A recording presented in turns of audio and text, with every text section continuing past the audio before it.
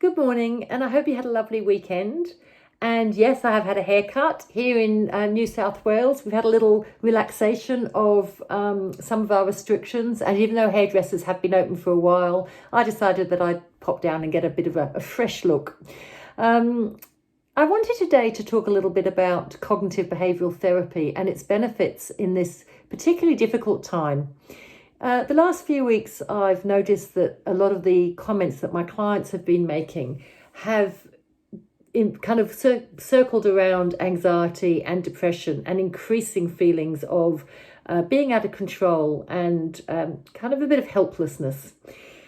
So I thought it was a good idea to mention CBT if you don't already know about it, and explain just very quickly what it is. And when we get anxious, we get a big flow of cortisol and adrenaline flush through our body, and that can cause all sorts of different feelings and emotions, and that in turn creates certain thoughts and certain stressful thoughts and stresses in us.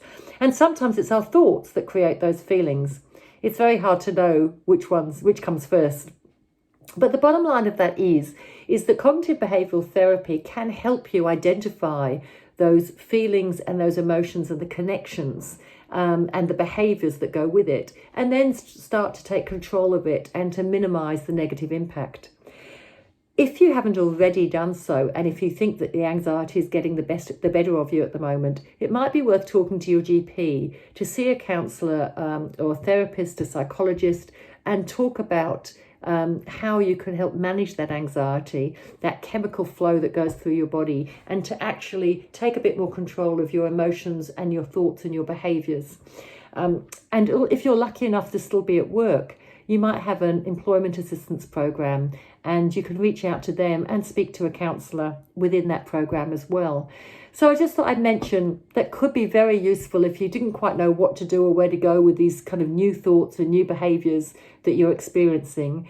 Talking to your GP or a therapist about cognitive behavioural therapy might be a good start. So with that in mind, look after yourself, look after those around you. Remember, call somebody, stay in touch, or if you're lucky enough to live somewhere where you can now go and visit, enjoy. See you and catch you next time. Bye.